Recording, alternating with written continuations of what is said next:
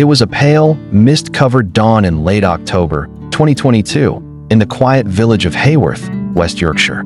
Amelia Turner, 78, had been awake since before sunrise. She was no stranger to the morning chill. Her small stone cottage, tucked at the edge of Bramblewood Forest, had felt the breath of many such days. But on this morning, it was not the cold that drew her from the warmth of bed.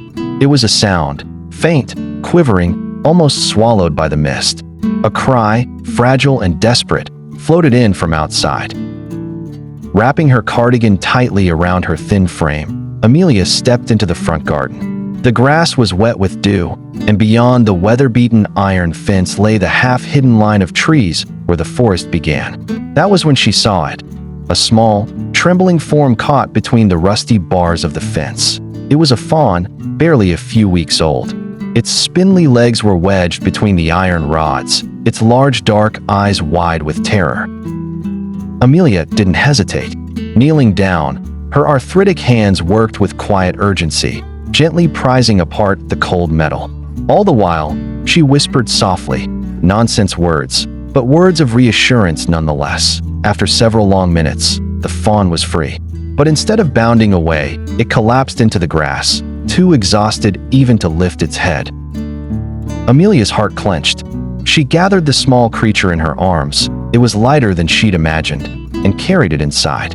By the crackling hearth, she laid it upon an old wool blanket, fetched a bowl of warm water, and mashed some boiled potatoes. That morning marked the beginning of an unexpected companionship. Over the next 2 weeks, Amelia tended to the fawn she named Grace.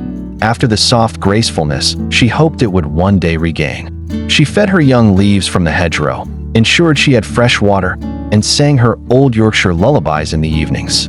Slowly, Grace's eyes grew brighter, her steps steadier. And then, one golden afternoon in early November, Amelia opened the gate. She stood watching as Grace took hesitant steps toward the forest before breaking into a light run, vanishing into the autumn-lit trees. Life in the cottage resumed its gentle rhythm. The seasons rolled by, winter frost, spring blossom, summer haze. Yet Amelia often found herself glancing toward the tree line, wondering, did Grace survive the winter? Did she remember? Nearly a year later, in the soft light of an early morning mist, Amelia's question was answered. A larger, stronger deer appeared at the edge of the forest, standing perfectly still. Amelia, now moving more slowly than before, stepped outside. The deer did not run. Those deep, familiar eyes fixed upon her, her breath caught. She knelt, hands trembling, heart beating as though she were decades younger. The deer approached, cautiously, almost ceremonially, until they were only a few feet apart. No words were spoken, but in that quiet moment, something unspoken passed between them. Recognition, gratitude, and a memory they shared alone. Tears blurred Amelia's vision. It was Grace, no longer the fragile creature she had once carried to safety, but a magnificent animal, strong and unafraid. She had not returned because she needed help.